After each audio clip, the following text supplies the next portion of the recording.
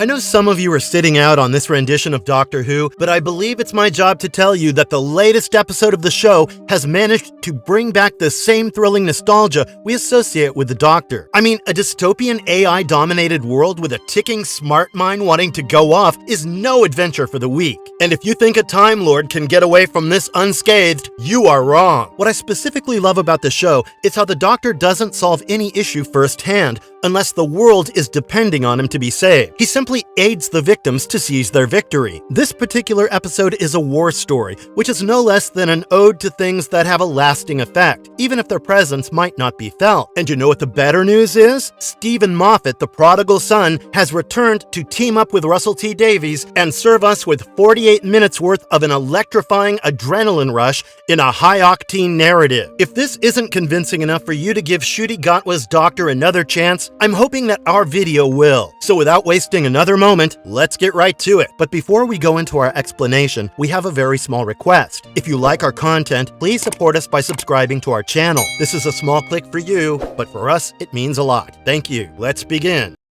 Anyone is collateral damage on a dystopian planet on a war to keep capitalism alive. Boom by Stephen Moffat is undoubtedly a war story, but not like the typical war story you imagine it to be. The episode begins on a war-torn planet where two soldiers are making their way home through a battlefield filled with mines. One of them, John Francis Vader, is temporarily blind and is using his comm to contact his daughter Splice back at the base camp, reminding her to brush her teeth. John is being guided by Carson through the battlefield, who's concerned about an approaching ambulance nearby. We then meet Monday and Canto in the camp, two soldiers with a clear will they, won't they dynamic. They're all part of the Anglican Marines, which should be familiar to you, especially if you're a fan of the Moffat era. While these characters are brand new, the Anglican Marines have appeared in various episodes before in series 5 and 6, with their last appearance in A Good Man Goes to War. Anyways, as Monday and Canto argue over switching watch with each other, back in the minefield, trouble starts when Carson notices an ambulance in the distance. Instead of seeing it as a safe haven, the two soldiers try to avoid it. Carson then accidentally trips and falls, only to land on a mine with only seconds to react before he's blown up on the spot. This trigger attracts the ambulance, which has the face of an old woman, who springs into action after detecting the combat. It then starts analyzing John Francis Vader with a cold and harsh wartime perspective. John begs for his life, explaining that he's only temporarily blind and needs to return home to care for his daughter Splice. But the machine doesn't care and has already decided he's not worth saving. It lets him send a final message to his next of kin before literally smelting him into a small memorial casket. The machine then offers him nothing more than every politician's usual meaningless response at the sight of a crisis: thoughts and prayers. This is the exact moment when the TARDIS brings the Doctor and Ruby to Kastarian 3. After hearing John screaming, the Doctor simply dashes out of the TARDIS, unable to ignore a cry for help. While desperately searching for the source of the scream, he races through the battlefield until he accidentally steps on a landmine and finds himself stuck on a ticking explosive waiting to go off. Meanwhile, Ruby wanders out to find the Doctor calmly singing the Skyboat song while balancing himself on the mine with one foot. He's trying to keep his vitals steady so the AI incorporated in this smart mine doesn't detect anything that triggers it. The Doctor then tells Ruby that they're in the middle of a raging war and can't move from the mine because the glowing green lights will trigger a blast. After Ruby helps him identify the bomb, the Doctor then asks her to find him something of an appropriate weight that will help him balance his weight when he puts his hanging foot down, because the mine can detect if the weight shifts to assess if it's a viable target. Soon, the Doctor determines that the origin of the landmine is from Villengard, the biggest weapons manufacturer ever. For those familiar with Doctor Who lore, you'll know Villengard is a planet at the center of the universe. It was first mentioned during the 9th Doctor's era, and we finally saw it in Twice Upon a Time. I simply love how beautifully Moffat brings it back here. Circling back, Ruby then searches for something heavy for the Doctor to hold and gets distracted by the unfamiliar sky she sees on her first alien planet. But she quickly brings her focus back to find the remains of John Francis Vader inside a canister. She also spots drones flying through the air and sees the ambulance with its blue lights scanning the battlefield for more patients to help. When the Doctor urges Ruby to throw the canister at him, she refuses and decides to approach him instead. This moment literally had me holding my breath. Thankfully, Ruby successfully hands the canister over to him, allowing the doctor to safely place his other foot on the ground. Even if the lights on the mine progress due to the doctor's increased adrenaline, it doesn't go off. But throughout this scene, we see how Gaunt shines right from the start, showing how genuinely terrified the doctor is, as he was pretty much rambling as a way to cope during the crisis.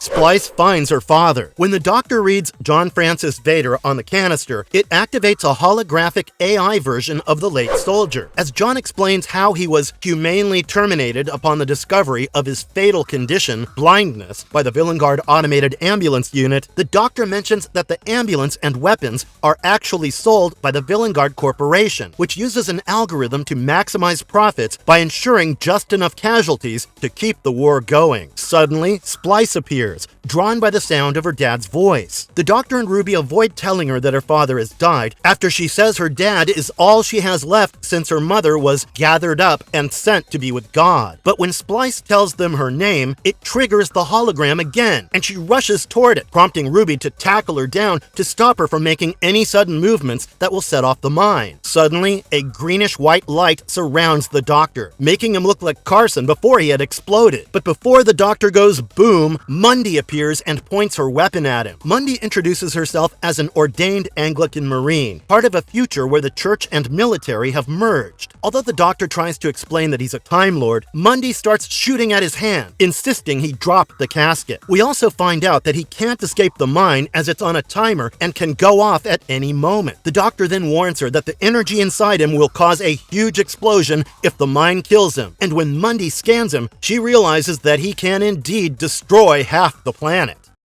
Ruby causes another snowfall. When Mundy shoots the doctor, it attracts an ambulance to rush toward them, while repeatedly announcing, "Combat detected." It shoots grappling hooks at the doctor, grabbing onto him, but fails to recognize him due to his Gallifreyan DNA. Ruby then takes Mundy's weapon and is determined to remove the ambulance from the doctor. But the ambulance then targets Ruby as it senses a combat situation. But Mundy, now believing the doctor's claims, offers to help and asks Ruby to shoot her arm with her weapon set on a low setting, ensuring it won't cause much harm. Unfortunately, Kanto shows up just then and thinks Ruby is deliberately hurting Mundy, prompting him to shoot Ruby several times with his weapon. As she falls into a pit, the doctor shouts in horror, and the ambulance focuses on Ruby again, using grappling hooks to examine her. It strangely calculates her age to be 3,082 years old, and tries to find her next of kin. Of course, Ruby is not aware of who that is. Meanwhile, snow begins to fall. The same mysterious snow connected to Ruby Sunday's enigma. And well, time slows down. The ambulance does not treat Ruby, as she is not a part of the Anglican army, and states that she has 432 seconds until she dies. How do you fight an enemy that does not exist? As the doctor starts thinking hard to find a way to save himself, Ruby, and the planet, Mundy agrees that if they don't get him off the landmine, he'll cause a massive explosion. Meanwhile, Kanto tries to adjust the ambulance so it can revive Ruby, but it's a risky attempt. The doctor then tells Mundy they should surrender to the Castarians, as they control the main technology causing the conflict. So, ending the war would eliminate the need for any deadly weapons, and will stop the landmine from detonating. He reveals there's no real enemy or Castarians on the planet, as it's barren and empty. The war is profitable for Villengard, who uses an algorithm to calculate an acceptable casualty rate, making it seem like the deaths are caused by an enemy. But they're actually fighting their own technology, with the ambulances purposely causing just enough casualties to keep the conflict going. Despite the obvious lack of a real enemy, the Anglicans continue to believe in the threat, driven by faith rather than evidence. To prove this, the doctor orders AI John to hack into the ambulance's system and find evidence. Sure, it does take some convincing, but the doctor persuades the AI, speaking to it dad to dad, to carry out the mission. After all, parents will go to great lengths for their children, won't they? So John agrees to do it to secure Splice's future. On the other hand, while trying to hack into the ambulance to save Ruby, Mundy and Kanto have a heart-to-heart where they admit their feelings for each other. But suddenly, when Kanto gets distracted distracted, the ambulance shocks him, throwing him across the battlefield. He dies, but returns as a holographic AI simulation, similar to John. While the doctor figures out that the Villengard algorithm is trying to protect itself, it takes Mundy a moment to realize Kanto is gone, and she begins to cry when the AI plays a message from Kanto to Mundy, expressing his love for her. Then a canister with Kanto's remains appears, and Mundy picks it up to hold it close.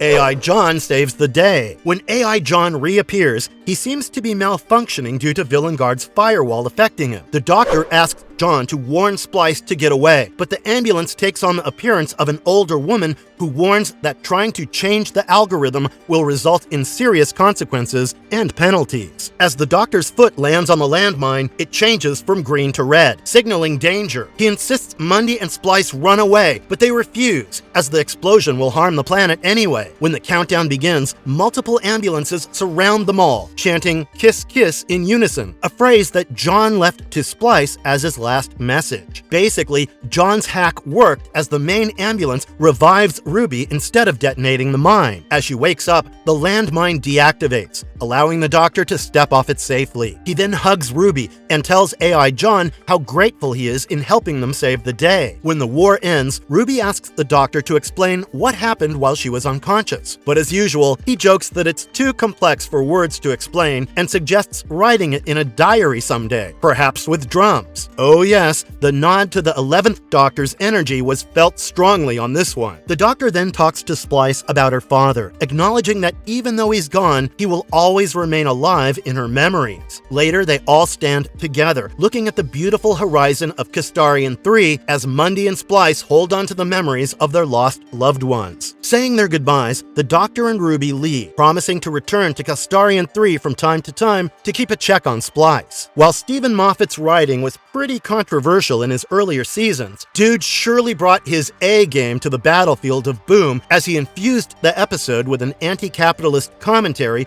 in a heart-wrenching exploration of grief. Even the title of this episode is used in 3 different contexts. First, there's the explosive combat as the Doctor finds himself trapped on a landmine during much of the action. Then there's the thriving business of the Villengard Corporation, which manufactures weapons like Captain Jack Harness's Sonic Blaster, as seen in Moffat's 2005 episode, The Doctor Dances, supplying all sides of the conflict for profit. Finally, in true Doctor Who fashion, we eventually hear the Doctor exclaim "boom" during a celebratory fist bump after surviving the whole fiasco. Even after all of this, I think it's the decision to keep 15 pinned in one place that makes the episode intensely thrilling and claustrophobic. The Doctor's usually a hero in constant motion, always running, talking, and thinking on the move, so tying him down to a specific spot is a bold choice that drastically alters how he deals with problems, and to further top it off, the tension was heightened by the fact that the bomb could detonate if his adrenaline spikes too quickly, which really makes it all the more fascinating. This episode hit right on the spot for me, but what did you guys think about it? Let us know in the comment box below. And if you liked our content, don't forget to leave a like and subscribe to us if you haven't already. Have a good one and be safe. Thanks everyone.